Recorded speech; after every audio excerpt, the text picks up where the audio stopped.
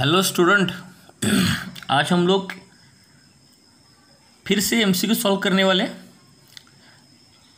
तो आपको थोड़ा एक्स्ट्रा प्रैक्टिस हो जाने दो, तो आपको एमसीक्यू फिर सॉल्व करने में आसान होगी।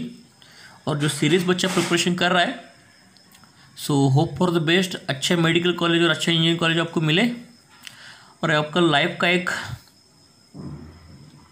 अच्छा आपका सेटलमेंट हो जाएगा। That's why these exams are very very important. तो उसके लिए आपको प्रिपरेशन भी अच्छे से करना पड़ेगा। चलिए अब देखिए, क्वेश्चन नंबर B43 है, जेईई 2015 वेस्ट बंगाल। ये वाला क्वेश्चन हम लोग सॉल्व करेंगे। Suppose the mass of single AG atom is m। AG atom का मास है m। एजी मेटल क्रिस्टलाइज इन एफसीसी लैटिस। अगर एजी मेटल एफसीसी लैटिस में क्रिस्टलाइज हो रहा है तो एफसीसी में नंबर ऑफ पार्टिकल्स कितने होते हैं बच्चों? 4। तो इसका मतलब एजी मेटल्स कितने होंगे? एटम एजी के 4 होंगे। यूनिट एज लेंथ ए होगा। The density of AG metal in terms of A and M. तो बताओ बच्चों, डेंसिटी का फॉर्मूला क्या होगा? Mass of silver upon volume of silver का यूनिट सेल का जो वॉल्यूम होगा वो वाला। ठीक है, तो बताओ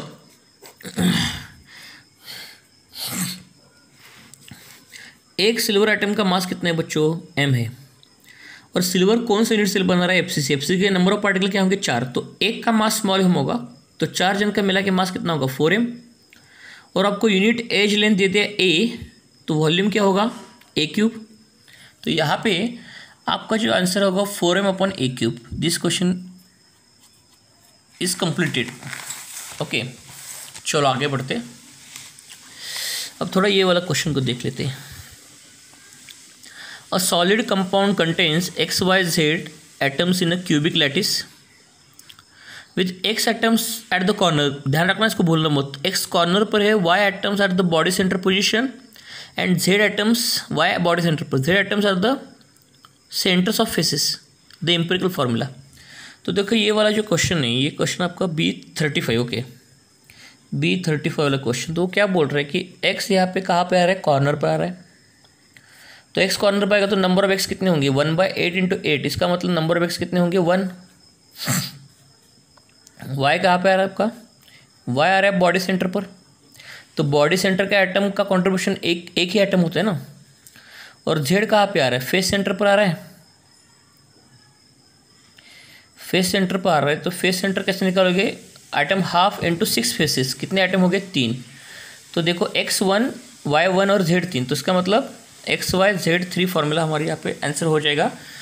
तो यहाँ पे option B is correct. Okay,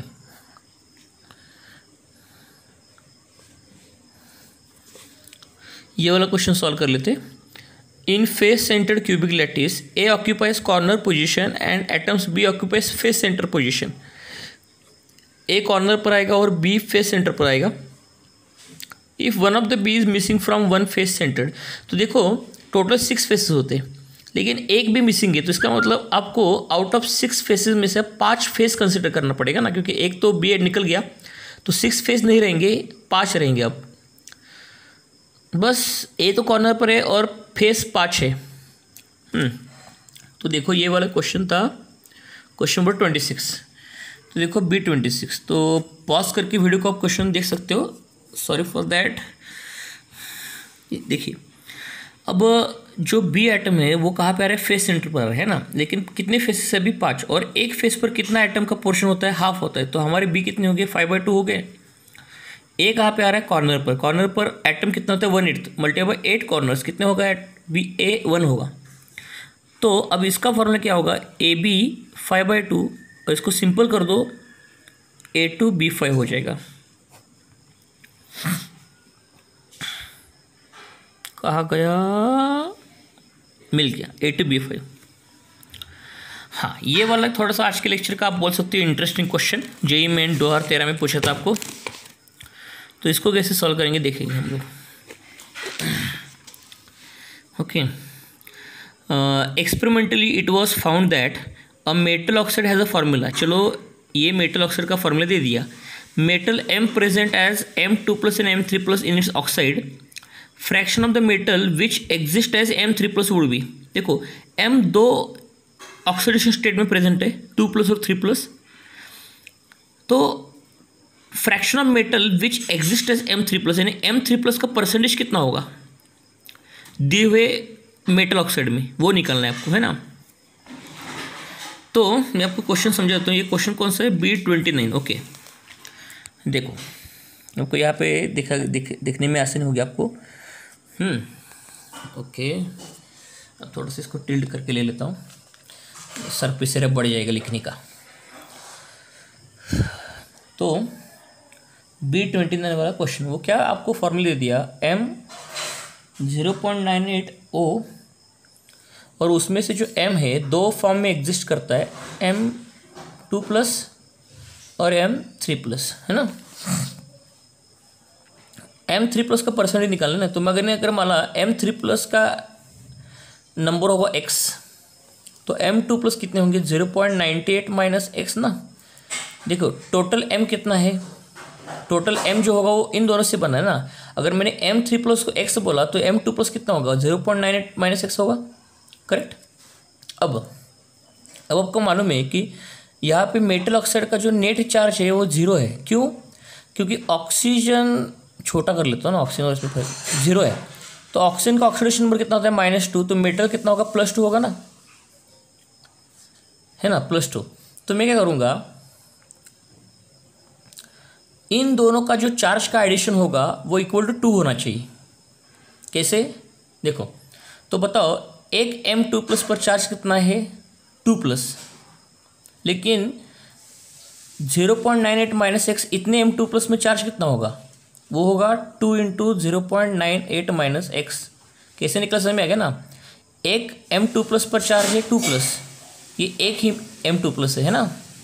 लेकिन अगर मेरे पास 0.98 माइनस X M2+ होंगे तो उस पर चार्ज कितना होगा, 2 × 0.98 माइनस X। यूनिटरी मेथड ना, एक के लिए इतना तो इसके लिए कितना, प्लस एक M3+ पर चार्ज है 3+, तो X नंबर ऑफ M3+ पर चार्ज कितना होगा, 3X।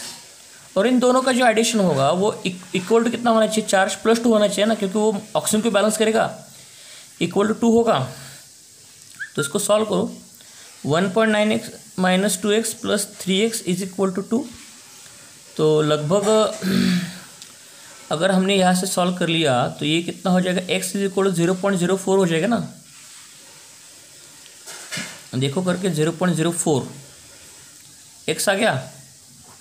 अब मुझको बताओ टोटल नंबर कितना है, 0.98 है, तो उसमें से M3+ कितना है, 0.04 है ना। तो इसका मतलब M3+ का परसेंटेज कैसे निकालोगे, 0.04 M3+ है आउट ऑफ 0.98 इंटू 100, तो 0.98 लगभग 1 हो जाएगा। तो इसका आंसर लगभग अप्रॉक्सीमेटली 4% तक आएगा, 4%। You got that clear. तो देखो यहाँ पे, तो ये वाला ऑप्शन नज़दीक है ना 4.08, तो this is the correct answer. बस जो मैंने तरीका समझा उसको वीडियो को पॉज करके थोड़ा सा देखो, अच्छी तरह से नोट्स बना के रखो और सेपरेट नोटबुक डालो बच्चों। जेईई और नीट के क्वेश्चन में जो सॉल्व करके दे रहा हूँ उसका सेपरेट नोटबुक डालो, उसमें क्वेश्चन लिखो आप हाथ से और खुद से ही सॉल्व करो। और जो ट्रिक्स और टैक्टिक्स बता रहा हूँ उसको भी साइड में कहीं पे मार्जिन में अलग अलग कलर के पेन यूज़ करके आप लिखने की आदत डाल दो। यही प्रॉपर वे होता है स्टडी करने का। Thank you so much.